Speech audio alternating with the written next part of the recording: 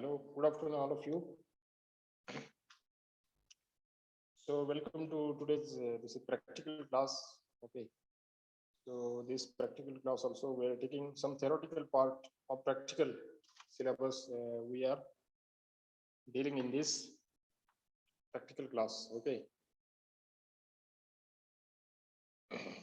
so today's class is on propagation by seeds. So, what do you mean by seed propagation? What are important advantages, disadvantages? Okay, what is actually seed? Definition of seed, mode of formation of seed. After that, dormancy, seed dormancy. That is why, because of there are so many favorable situation, but seed is unable to germinate. So this situation is known as seed dormancy. So why it is happening? So this all thing we'll try to study in today's class. Okay. So first of all, seed. So first of all, seed, seed, it is a botanically, it is a matured ovule containing an embryo that is usually the result of Hello. hello hello hello. So in general, in horticulture, fruit science, we are telling seed is ripened or matured ovary. Okay. So, but before that, what is actually okay? So here also it is written seed is, that is fruit. Okay. Fruit is matured or ripened ovary. Okay. And the ovule. Okay. Part. So matured ovule, it is known as seed. So botanically, seed is matured ovule containing an embryo that is usually the result of protective outer covering of seed, that is the seed coat or integument. Okay. Then some storage tissues like cotyledons as well as embryo. So this all these all components or parts of the seed. So all together will known as seed. So seed is matured ovule which contains embryo that is usually the result of protective outer covering, that is the integument, in storage tissues like cotyledons and as well as embryo.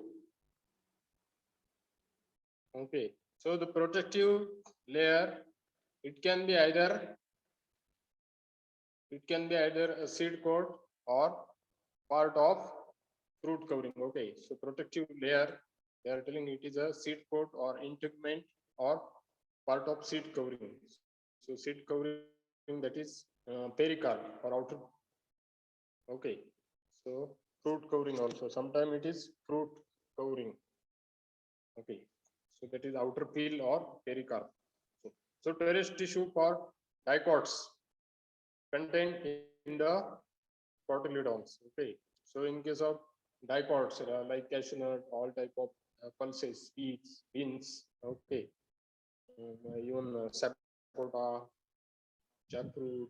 So all these are dicots. These are dicots and varying degrees.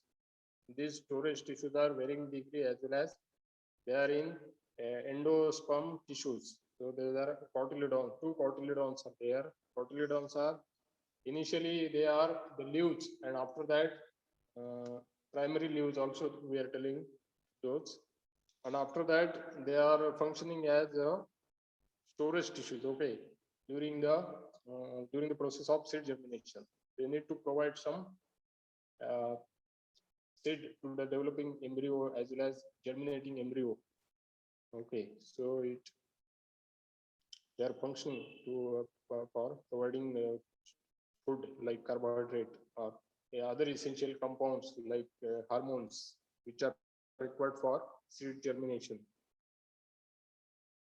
So storage tissue for monocot is a starchy endosperm.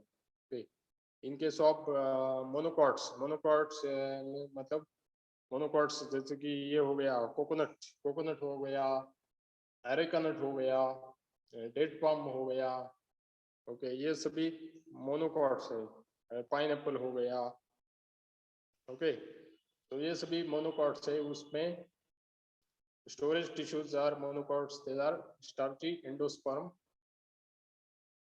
जैसे कि coconut, जैसे कि हम note, वही नट coconut होता है, और areca nut, उसमें भी नट ही उसको हम शो करते हैं और उससे जर्मिनेशन लेते हैं। और for any gymnosperm storage tissues is haploid gametophytic tissues, okay. तो हैप्लॉइड मतलब 1n और n gametophytic tissues, okay, gametophytes, like male and female gametes, okay, like gametophytic tissues. So after that, formation of fruit, seed as well as embryo, okay.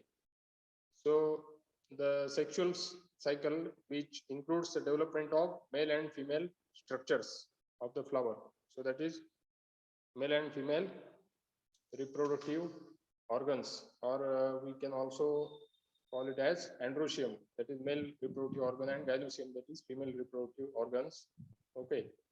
So you know, in basic botany, you know all the structure of these things, okay.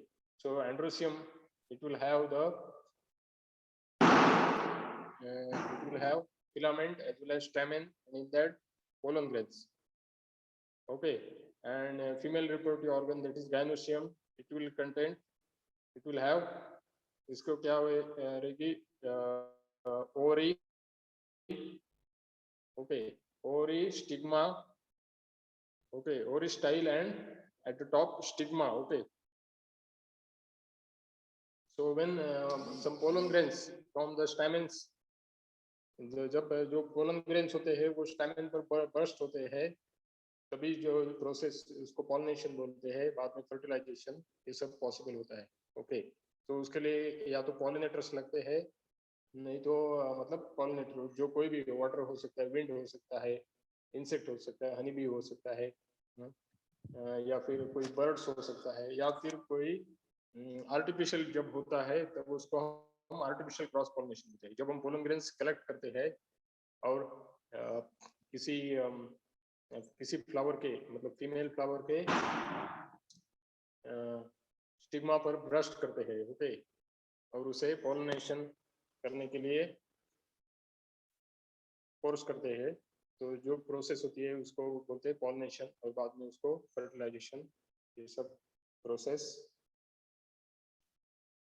हो जाती है। तो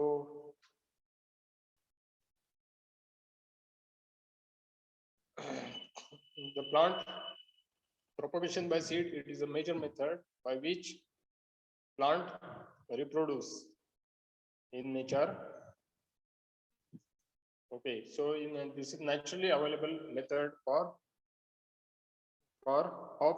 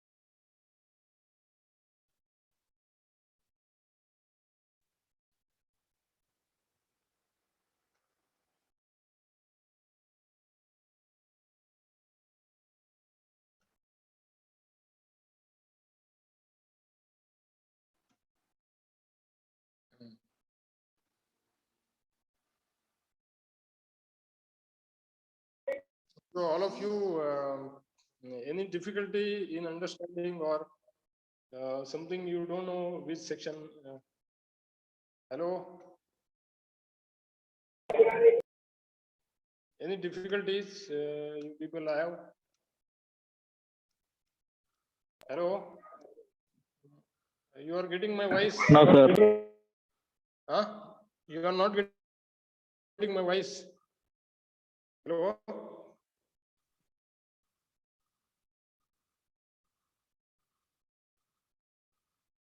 Hello?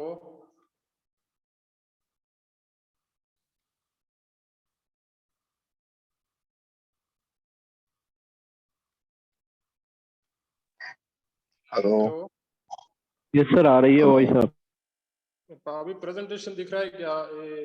ये हो गया क्या? आपको दिख रहा है नहीं सर प्रेजेंटेशन? आपकी नहीं सर आपकी स्क्रीन शेयर नहीं हो रही। एक मिनट शेयर कर देता हूँ।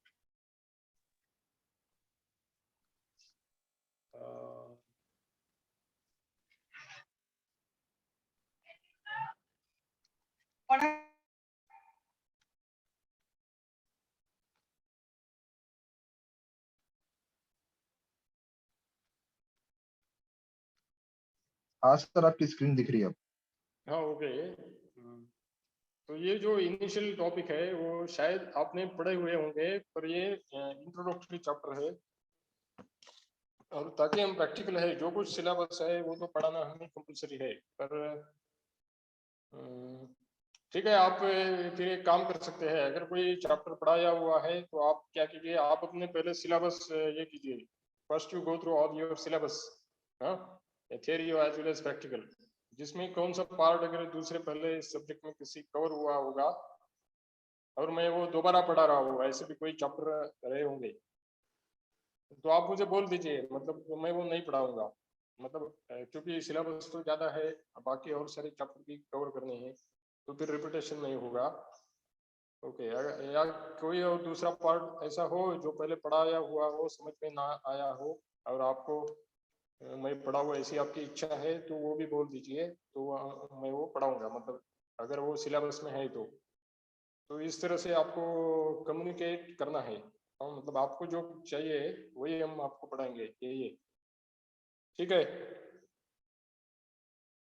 हेलो,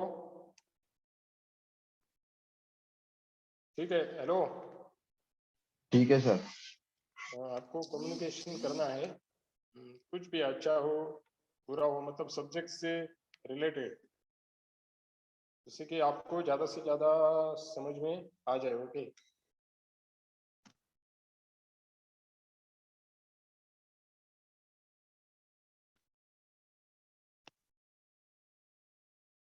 तो ये पूरा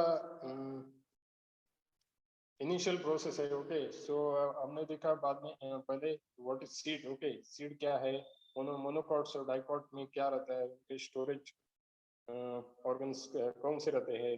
ओके, बाद में जर्मिनेशन कैसे हो पाता है, या वाइल डूइंग जर्मिनेशन वो कैसे फूड मटेरियल एब्सॉर्ब करते हैं। ओके, तो ये सारा इंट्रोडक्टरी पार्ट है पूरा।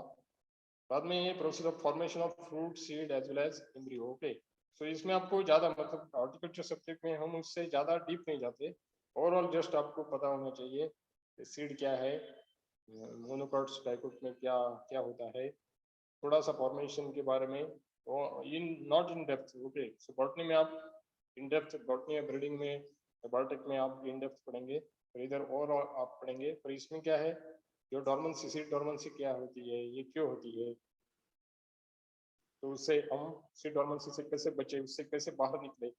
डॉर्मेंसी मतलब मान लो आपका सीड अच्छा है, सब कुछ परिस्थिति वो मतलब वायबल है, उसकी वायबिलिटी भी अच्छी है, जर्मिनेटिंग परसेंटेज भी उसका अच्छा आएगा फ्यूचर में, पर फिर भी ऐसे कुछ पैरामीटर्स रहते हैं, ऐसी कुछ चीज़ें रहती है जो सीड जर्मिनेशन को अवॉइड करती है। मान लो कोई भी फैक्टर हो, या मतलब फिजिकल हो सकते हैं, ओके, इंटरनल एम्ब्रियो से रिलेटेड हो सकते हैं, सीड कोट से रिलेटेड हो सकते हैं, ओके, कॉटिलेडॉन से रिलेटेड हो सकते हैं।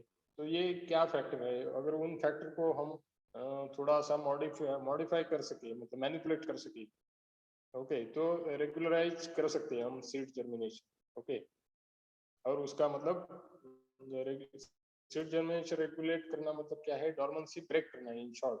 तो इसके लिए ये सारी चीजें बहुत जरूरी है। तो इसके लिए ज्यादा से ज्यादा क्या है, थोड़ा फिजिकल केमिकल ट्रीटमेंट दिया है, यूज ऑफ ग्रोथ हार्मोन्स दिया है, ग्रोथ रेगुलेटर्स इसको हम बोलते हैं।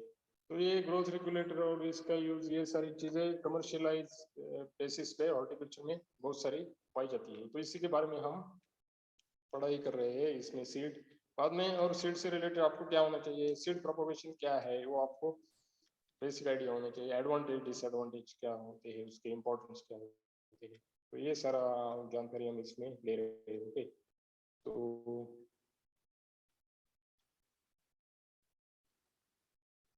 ओके, तो ये क्या होता है, ये sexual cycle which include development of male as well as female structures. Okay, that is androecium and gynoecium present in the flower. Okay, तो या तो androecium और gynoecium या तो bisexual और hermaphrodite flower। bisexual और hermaphrodite मतलब जिसमें कि दोनों रिप्रोडक्टिव ऑर्गन एक ही फ्लावर में हो, वो भी आपको फ्रूट दे सकता है। ओके ओके, तो जैसे कि मैंगो में हो गया, एक तो hermaphrodite रहता है, दूसरा मेल फ्लावर रहता है। तो मैंगो क्या करता है, hermaphrodite फ्लावर में आपको फ्रूट्स मिलता है। ओके, तो अगर उसको पॉलन्स चाहिए, पॉलन्स, ओके, और पोलन ग्रेन्स चाहिए पॉलिनेशन और फर्टिलाइजेशन प्रोसेस के लिए, तो वो कलेक्ट करेगा। तो वो कलेक्ट करेगा, इधर वो मेल फ्लावर से कलेक्ट करेगा या फिर कोई दूसरे hermaphrodite फ्लावर से कलेक्ट कर सकता है उसके एंड्रोशियम पार्ट से। ओके, तो ये सारी चीजें मतलब मेल एंड फीमेल जो रिप्रोडक्टिव स्ट्रक्चर्स गैमेट्स होते हैं वो पॉलिनेशन में और फर्टिलाइजेशन में मदद करते हैं। Okay, so reduction division of chromosome occurs to produce the haploid chromosome number. Okay, तो रिडक्शन डिवीजन या होती है। ओके, तो हैप्लॉइड मतलब n होता है, n chromosome number. So pollen grains and 8 celled embryo sac contains haploid male as well as female gametes respectively. Okay, so pollen grains as well as 8 celled embryo sac which contains haploid male as well as female gametes, those are coming in the process of pollination and fertilization further. Okay, so during flowering, pollens are transferred from anther to the stigma, okay, where it will get germinate. So इस process को क्या बोलते हैं, pollination बोलते हैं। Pollination के बाद process शुरू होता है फर्टिलाइजेशन। तो फर्टिलाइजेशन में क्या होता है, pollen tube germinates down, okay, down the style into the ovary until it reaches to the embryo sac within the ovule. उसके बाद क्या होता है, 2 gametes from the pollen tubes are discharged into, इसमें से जो ऊपर gametes बताए गए हैं उसमें से two gametes from the pollen tubes are discharged into the embryo sac. So one to unite with gamete. Okay, तो ये प्रोसेस हो गया fertilisation to produce the zygote, और वो जाइगोट प्रोड्यूस करता है।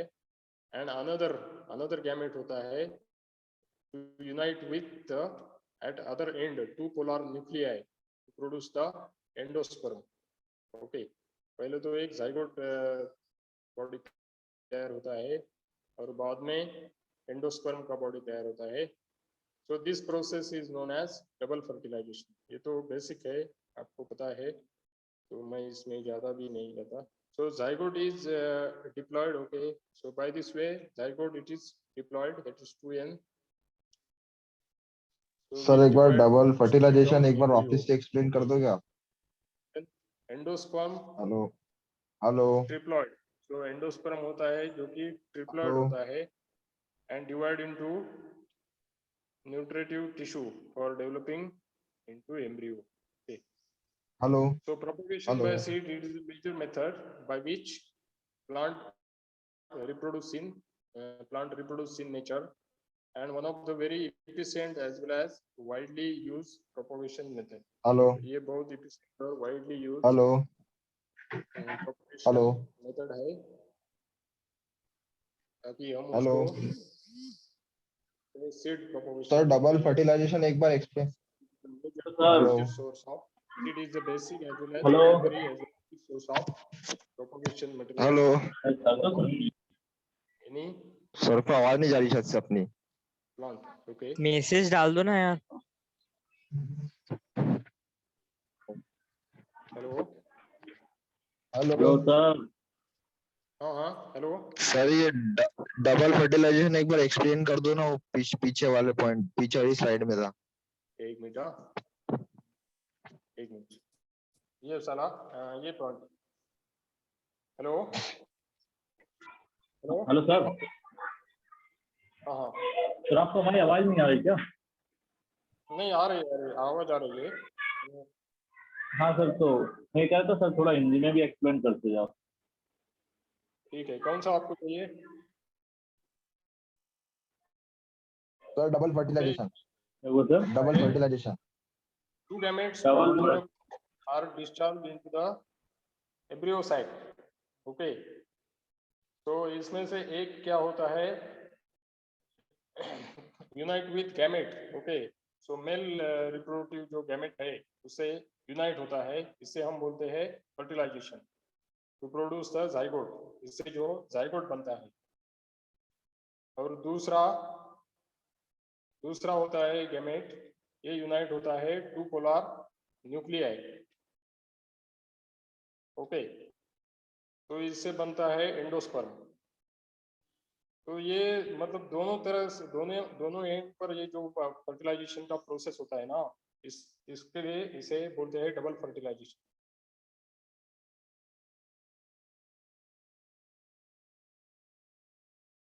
ओके, अगर इससे भी ज्यादा चाहिए तो मैं क्या करूंगा, वो मेरे पास अभी डायग्राम नहीं है, मैं उसका डायग्राम लूंगा और मैं अगली क्लास में एक्सप्लेन कर दूंगा. ओके, ठीक है, ये जो प्रोसेस है एक्सप्लेन कर दूंगा, कोई दिक्कत नहीं है इसमें. सो ओके, सो हम देख रहे थे propagation by the seed. It is a major method by which major as well as primary as well as basic source of material in case of any species. So that is by seed. Okay, in nature only it is available. Okay, and one of the very efficient as well as widely used propagation method. So ये बहुत efficient है और most commonly use होता है, ज़्यादा पैमाने पर use होता है, और पहले से प्रिमिटिव है, बहुत एज से यूज हुआ गया मेथड है, और बहुत सारे क्रॉप में ये सक्सेसफुल है. The plant produced in this method are called as seedlings. So seedlings produced from seeds can be used as direct planting material. वो जो seedling हम या तो नर्सरी में भी हम ग्रो करते हैं, ओके, या सीड डायरेक्टली भी आपको मतलब कोई जो हार्डी प्लांट्स है उसमें डायरेक्ट सोइंग भी करते हैं ज़्यादातर, पर डायरेक्ट सोइंग उतना सक्सेसफुल नहीं देता, इसलिए हम नर्सरी में पहले प्लांट को ग्रो करते हैं, और मतलब ताकि हम इनिशियल उससे अच्छा केयर मेंटेनेंस रख सके, उसका पेस्टिसाइड से प्रोटेक्ट कर सके, उसको अच्छा सा न्यूट्रिएंट्स प्रोवाइड कर सके. और जब कोई वो अच्छा पौधा, या उसको हम सीडलिंग बोलेंगे, सीडलिंग, और जो अच्छा सीडलिंग तैयार हो जाए तो बाद में हम उसको मेन फील्ड पर ट्रांसप्लांट कर सकते हैं. Okay, so seedling produced from seeds can be used as direct planting material. ये तो हम डायरेक्ट प्लांटिंग मटेरियल तरीके से यूज कर सकते हैं. नहीं तो दूसरा क्या कर सकते हैं, उसको वेजिटेटिव प्रोपगेशन में यूज कर सकते हैं. वेजिटेटिव प्रोपगेशन मतलब जैसे कि ग्राफ्टिंग हो गया, बडिंग हो गया, ओके, या फिर कटिंग भी हो गया. मतलब अगर आपने बहुत अच्छा सा पौधा तैयार कर लिया, ओके, और मतलब वो as a root stock use होता है. रूट स्टॉक मतलब आपको जो ग्राफ्टिंग प्रोसीजर पता है, तो ग्राफ्टिंग प्रोसीजर में दो पार्ट रहते हैं, एक तो रूट स्टॉक हो गया, दूसरा साइंस स्टिक हो गया. तो रूट स्टॉक क्या होता है, जो प्लांट को न्यूट्रिएंट प्रोवाइड कर सकता है, करता है, और जिसको रूट सिस्टम होती है, तो उससे ऊपर कोई एक हम ब्रांच लेते हैं जिसको हम साइंस स्टिक बोलते हैं. उसको हम करेक्टली कट लेकर उसको रूट स्टॉक से ज्वाइंट करते हैं। ओके, और बाद में ये दोनों प्लांट का उसमें कॉम्पेटिबिलिटी एक होनी चाहिए। इसमें कॉम्पेटिबिलिटी होकर वो ग्राफ्ट यूनियन सक्सेसफुल हो जाता है और दोनों एक प्लांट में डेवलप हो जाता है। ये जो प्रोसेस है उसको हम ग्राफ्टिंग बोलते हैं। मैं बाकी प्रोसेस आपको नहीं समझाऊंगा। मतलब जब कभी ये आए मौका आए तब एक बार, मतलब दूसरा होता है बडिंग होता है। बडिंग में बर्ड एज अ साइन होता है, छोटा वो बर्ड पोर्शन लेकर उसको अटैच करते हैं और उसको नए प्लांट में डेवलप करते हैं। ओके, ये ग्राफ्टिंग बडिंग कुछ लेयरिंग हो गया। सर तो वो रूट स्टॉक से कनेक्ट करते हैं क्या बर्ड बर्ड बर्ड को? हाँ, मतलब जो बडिंग प्रोसीजर है ना, सर आपकी आवाज कट रही है, ग्राफ्टिंग बहुत ज्यादा नेटवर्क ग्राफ्टिंग में इशू है। एक मिनट, मुझे नहीं लगता नेटवर्क इशू है। नहीं, तो ठीक है। तो ग्राफ्टिंग में क्या करते हैं, ग्राफ्टिंग में हम एक सीड उसको जर्मिनेट करते हैं, या तो पॉलीबैग में जर्मिनेट करो या पॉट में जर्मिनेट करो और उसको अच्छा सा पौधा उगा लो। ओके, उसको नर्सरी में ही हम केयर एंड मेंटेनेंस लेकर उसको उगा लेते हैं। तो बाद में क्या करते हैं, वो जो पौधा तैयार होता है उसको हम रूट स्टॉक मानते हैं। रूट स्टॉक मतलब जो ग्राफ्ट होता है उसमें एज ए रूट पोर्शन वो रूट सिस्टम प्रोवाइड करता है। रूट सिस्टम का ये क्या होता है फंक्शन, न्यूट्रिएंट प्रोवाइड करना, पौधे ऊपर के पार्ट को वाटर। ट्रांसपोर्ट करना, अच्छे करना, जो जाइलम और फ्लोएम टिश्यू से है, न्यूट्रिएंट और वाटर, ये सारा एब्सॉर्ब करने का मतलब बाकी के पार्ट्स को प्रोवाइड करने का काम इन दोनों टिश्यू का होता है, जो फ्लोएम और जाइलम होते हैं। तो उसमें क्या करता है, रूट सिस्टम हेल्प करता है। तो अगर हम ग्राफ्टिंग में क्या करते हैं, कोई दूसरा एक ब्रांच लेकर, जैसे मान लो आम का अगर आप बनाते हो, तो क्या करते हैं, जो रूट स्टॉक है उसको एक नॉच देते हैं, पूरा ट्रांसफरस कट देते हैं, एक 5 सेंटीमीटर उसको हाइट रख के बाकी का पोर्शन रूट स्टॉक का कट करते हैं। तो 5 सेंटीमीटर हाइट लेकर 5 या 6 सेंटीमीटर लेकर कट किया, और उसमें भी फिर जो पेंसिल थिकनेस का होना चाहिए, वो पेंसिल थिकनेस का होने के बाद उसको at the centre of that root stock हम ट्रांसफर कट देंगे। ओके, तो ट्रांसफर कट देते हैं। बाद में क्या करते हैं, हम एक साइन स्टिक लेते हैं, उसमें भी नॉच देते हैं जो कि वी शेप का हो या वेज शेप का हो, और उसको वो ट्रांसफर कट में फिट करते हैं। बाद में उसको ग्राफ्टिंग टेप या पॉलिथीन टेप लेकर उसको अच्छे से फिट करते हैं। ओके, तो ये सारा चीज सक्सेस होने में 1 महीना या 40 दिन लग जाते हैं। तो इसको हम ग्राफ्टिंग प्रोसीजर बोलते हैं। मतलब ये जनरल, इसमें बहुत सारे टाइप है, ग्राफ्टिंग के 10, 12, 15 टाइप है। तो इसमें एक कॉमन टाइप आपको बताया। और दूसरा बडिंग होता है। बडिंग में क्या करते हैं, बडिंग में ये पूरा ब्रांच यूज नहीं करते। बडिंग में जैसे कि मान लो रोज में किया, तो रोज का एक रूट स्टॉक लेंगे, उसके ब्रांच पर एक ऐसा राउंड पोर्शन करेंगे, राउंड या ओवल पोर्शन करेंगे, और दूसरे साइन से हम बर्ड कलेक्ट करेंगे। बर्ड मतलब क्या है, जिधर से ब्रांच उगाती है उसको हम बर्ड बोलते हैं। Any new shoots are coming, तो वो पोर्शन हम, मतलब मान लो छोटा सा पत्ती आ रहा है इसको ब्रांच को, तो वो सिर्फ आउटर बार्क का पोर्शन हम रिमूव करते हैं। सॉरी, बार्क नहीं, पिल पिल बोलते हैं उसको। तो ग्रीन कलर का अगर मान लो रोज में है, तो सिर्फ वही बर्ड पोर्शन हम रिमूव करेंगे। थोड़ा सा इसका पिल का पोर्शन, आउटर जो पिल या उसको बार्क बोलते हैं, तो थोड़ा आउटर पोर्शन वो लेकर हम पूरा राउंड ये करके उसको अच्छे से, जिधर हमने रूट स्टॉक को पैच किया है राउंड शेप में, उसको उधर बिठा के उसको अच्छे से टाई करेंगे। इस प्रोसेस में भी 1 महीना सक्सेस में लग जाता है। तो इसमें क्या होता है, इसमें भी साइन रहता है और रूट स्टॉक रहता है, पर जो साइन रहता है वो मिनिएचर फॉर्म में रहता है, ताकि तो हम उसको क्या बोलते हैं, बर्ड बोलते हैं। तो इसको बडिंग बोलते हैं। ये ग्राफ हो गया ग्राफ्टिंग, बडिंग हो गया।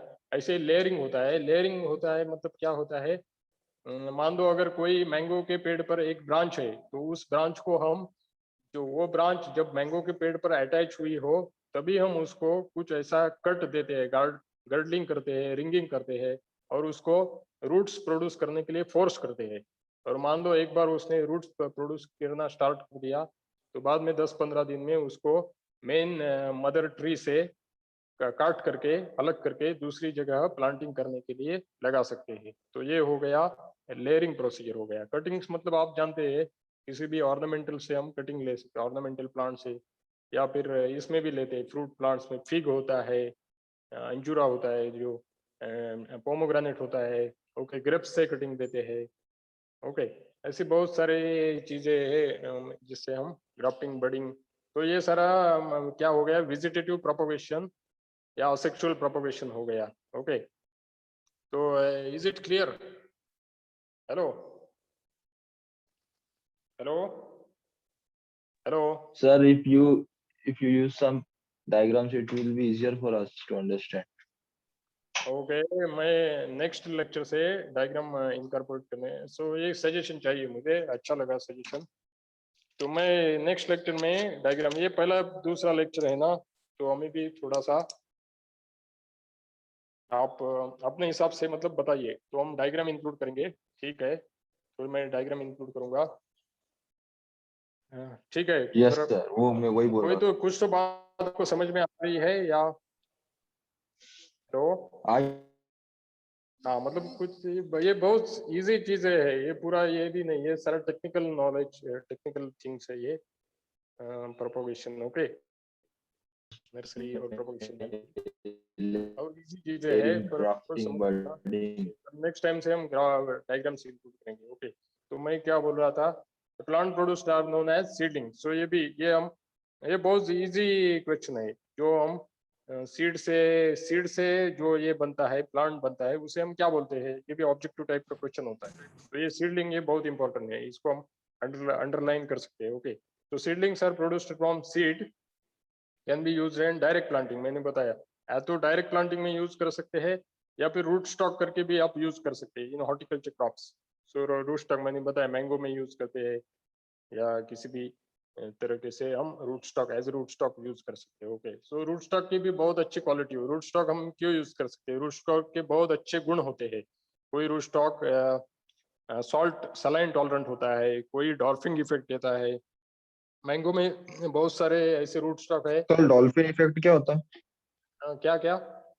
डॉल्फिन इफेक्ट डॉर्फिंग इफेक्ट मतलब क्या है, एक मैंगो में ये होता है, जो रूट स्टॉक होते हैं ना, अगर वो रूट स्टॉक हमने यूज किया और उस पर कोई भी साइन आपने ये किया ना, तो रूट स्टॉक वो प्लांट की हाइट कम करने में मदद करता है। तो ऐसे बहुत सारे डॉर्फिंग रूट स्टॉक आइडेंटिफाई किए हैं। अगर अपने को प्लांट की हाइट कम रखनी है, मतलब उसका कैनोपी लिमिटेड करना है, मतलब छोटा पौधा चाहिए, वो 1.5 मीटर से ड्रॉप कम 2 वेराइटी मीटर तक होना चाहिए, नहीं डॉर्फ वैरायटी, जो हम डॉर्फ वैरायटी पैदा करने में यूजफुल होता है, उसको हम डॉर्फिंग रूट स्टॉक बोलते हैं, ओके। तो इसको जैसे कि उसका एक इफेक्ट होता है, ये तो है dwarfing nature, dwarfing nature, saline tolerant, salt tolerant, okay, drought tolerant, okay.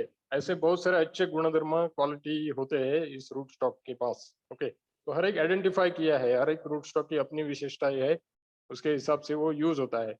मतलब मान लो कोई सलाइन एरिया है, तो सलाइन वाला रूट स्टॉक आप यूज करो, और उसमें आप मैंगो ग्रो कर सकते हो।